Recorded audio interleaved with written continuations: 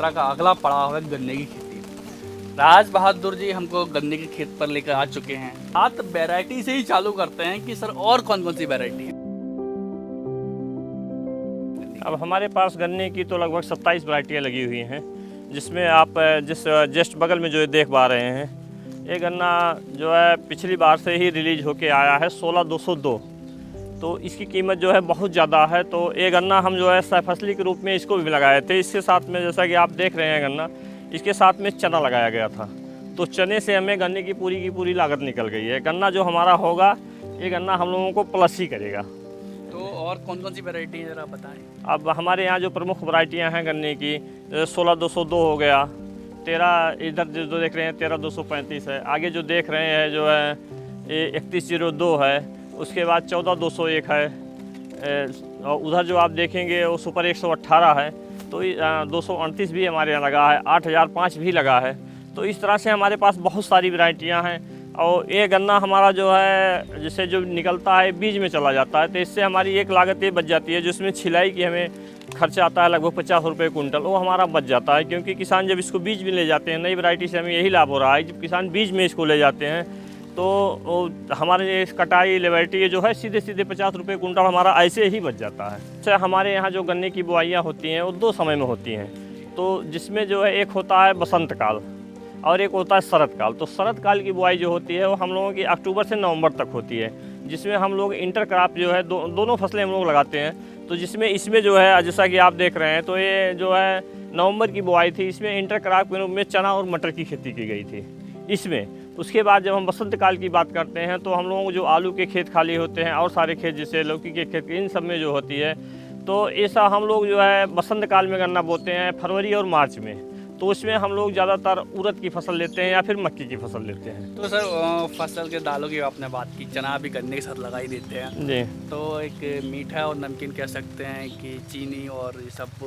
अगर मैं बात करूँ, इनमें कई तरह की क्या क्या समस्या, दाल के साथ गन्ना, फिर उसके साथ बीमारियाँ भी, दाल के रोग अलग, गन्ने के रोग अलग, जैसा कि आप देख पा रहे हैं, अगर हम इसमें जो है इंटरक्रॉपिंग फसलें लगाते हैं, तो गन्ने के लिए तो इंटरक्रॉपिंग फसलें वरदान हैं। जैसे हम लोग उधर जो है मटर लगाए, तो मटर के इसमें जो है राइजोबियम कल्चर बनता है। तो जो मिट्टी की चढ़ाई होती है बीज से हम लोगों का निकल जाता है, तो जब गन्ने पे आता है तो और अच्छा काम करता है, उससे गन्ने की ग्रोथ और अच्छी होती है। तो इस तरह से जो है गन्ने के साथ इंटरक्रॉपिंग आप करेंगे। इधर जो उड़द की खेती होती है, उड़द जब इसके जड़ पे जाता है तब बहुत ज़्यादा अच्छा काम, जैसा भी आप देख भी पा रहे हैं। तो गन्ने की फसल हमारी लगभग ये 8 फीट 9 फीट में इसमें गन्ने तैयार हो गए हैं। पूरी फसल तो लगभग 10 फीट की हो गई है। तो इस तरह से इंटरक्रॉप से हम लोगों को नुकसान नहीं है, बल्कि जो है जैसा कि प्रधानमंत्री जी और इनका जो है सपना है किसानों की आय दुगना किया जाए, तो इस तरह से ही हम लोग जो है अपनी आय को बढ़ा रहे हैं। तो सर आय दुगनी से कितनी दूर है? अब अगर हम अपनी बात करें तो हमारी तो आय दुगनी हो चुकी है, दुगनी क्या लगभग 3 गुनी हो चुकी है। लेकिन अब इसमें जो है थोड़ी सी जैसे हम लोग मेहनत समय समय से कर रहे हैं, जिसमें जैसा कि आपने हमसे बताया कि जो है इसमें केबीके का सहयोग है, इसमें जो है गन्ना विकास परिषद के भी अधिकारी आते हैं, तो हम लोगों को समय समय पर जानकारी देते रहते हैं कि इस तरह से आप कीजिए। तो इससे हम लोगों को बढ़िया लाभ प्राप्त हो रहा है। गन्ने का अगर मैं बात करूं तो क्या रोग लग सकते हैं? रोगों के आप नाम बताइए, लक्षण, जो अन्य किसानों को मदद मिल सके। जी। अब गन्ने की आय दुगनी तो हो गई और 10 किसानों की और हो जाए। जी।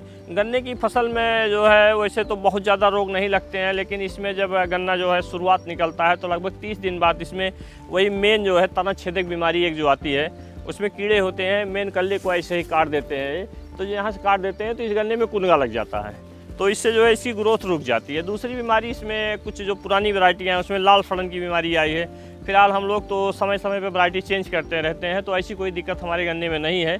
लेकिन और किसानों से तो हम यही कहते हैं कि जो है गन्ने की वैरायटी थोड़ी थोड़ी करके हमेशा बदलते रहें, जिससे बीज की समस्या कभी ना हो। जैसे गन्ने की कटाई कब करते हैं? गन्ने की कटाई हम लोगों का जो है मेन समय तो यही है कि जब नवंबर में मिल चलती है तभी गन्ना कटता है। उसके बाद नवंबर से लेके यहाँ पे मई तक गन्ना जाता रहता है, जिसमें मिल तो लगभग मार्च अप्रैल में बंद हो जाती है। लेकिन जो हमारा गन्ना जो पौध का गन्ना होता है, ये पेड़ी का गन्ना है, तो मिल को सप्लाई हो जाता है ज़्यादातर। लेकिन जो पौध का गन्ना है सब बीज भी जाता है, तो लगभग मई तक जाता ही रहता है। जो हम जा रहे हैं आम के बगीचों की तरफ, जी। चीज़ें हैं कि उसकी शुरुआत कैसे, शून्य से अनंत तक की, तो कुछ आप बताएंगे कि किस तरह तरीके से? जैसे हम लोग आम जो है परम्परागत आम, जैसे हम लोग के यहाँ देसी आम होते थे, फिर दशहरी, लंगड़ा, चौसा, ये सब आम आए यहाँ पे। तो हम लोग यहाँ पे बस्ती में एक मंजरिया फार्म है, वहाँ जाके हम लोगों ने देखा कि कुछ पिछेती वैरायटी के आम थे, कुछ अर्ली वैरायटी के आम थे। तो वहाँ से हम लोगों को जो है ये मिला कि इनसे बहुत अच्छा मुनाफा मिल सकता है। तो हम लोग वहाँ संपर्क किए, वहाँ से पौधे ला के लगाए। अभी भी ऑर्डर हम कुछ पौधों को किए हुए हैं। तो आप किस वैरायटी का लगाए हुए हैं? अब हमारे यहाँ जो है जैसे अर्ली वैरायटी की बात करें तो उसमें गुलाब खास है, दशहरी है, तो इस तरह से है। और अगर लेट वैरायटी की बात करें हम तो हमारे यहाँ अरुणिमा है, अरुणिका है, सेंसेशन है और मल्लिका है। किसान साथियों, चलते चलते आम के बाग में आ चुके हैं और जो यात्रा के शुरुआती दौर में बताया कि सबने किस तरीके से कौन सी वैरायटी लगा रखी है। और अभी आप मेरे पीछे एक आम देख भी रहे होंगे, तो कौन सी वैरायटी सर ये अरुणिमा है। अरुणिमा यहाँ इंडो इजराइल और जो है उसके सहयोग से बस्ती में जो फार्म तैयार किया गया है वहाँ से अरुणिमा है। इसकी वैरायटी सबसे खासियत यही है कि अगर आप इसको रक्षा ऐसे ही सुरक्षित रख लिया जाए, इसको जो है कवरिंग कर दिया जाए, तो इस तरह से हम लोगों को बागवानी में जैसे ये वैरायटी लगाते हैं तो पिछोती वैरायटी में जो है बहुत अच्छा लाभ देने वाली वैरायटी हम लोगों को साबित हो सकती है। तो मैं बात करूँ कि कैसे इसकी शुरुआत शून्य से यात्रा कैसे चालू करें? जैसे हम लोग जो है, जैसा कि हमने आपसे बताया कि हम लोगों को थोड़ी सी जिज्ञासा है, कहीं अच्छी चीज़ जानते हैं तो वहाँ देखने ज़रूर जाते हैं। तो हम लोग जो है इंडो इजराइल जो है और इंडिया के सहयोग से जो बस्ती में जो है बंजरिया में फार्म बनाया गया है, वहाँ जाके हम इन आमों को देखे तो हमें लगा कि इसको हम लोग अगर लगाए हैं तो इसको मुनाफा बहुत बढ़िया मिल सकता है इसको। तो इसको हम ला के लगाए, जैसा कि आप देख रहे हैं अभी थोड़े बहुत आम हैं इसमें बचे हुए हैं, जबकि छोटे छोटे हैं। इधर जो लगे हुए हैं ये बड़े आम भी अभी बचे हुए हैं। तो इस तरह से जो है बागवानी में अगर हम बात करें तो इन सब वैरायटियों के, जैसे ये हो गया जो है अरुणिमा हो गया, उधर अरुणिका है, इधर अभी एक छोटी सी वैरायटी है वो सेंसेशन वैरायटी है। तो इन सब के आम अभी आपको जो है सितंबर लास्ट तक जो है मिल सकते हैं। तो सर क्या क्या दिक्कत, चैलेंजेस क्या आते हैं इसमें, बीमारियों इलाज उनके? आम में तो कोई विशेष चैलेंज नहीं है, बस इनको जैसे नीलगाय इन सबसे थोड़ा सा बचाने के लिए जैसे इसमें जाली लगाई गई है। तो वही है, बीच बीच में इसमें थोड़ा हल्का फुल्का जो है फंगसाइड या कुछ दवाएं जो है डालनी पड़ती हैं जिससे इसमें मंगना रोग या कोई रोग पत्तियों पे ना लगे।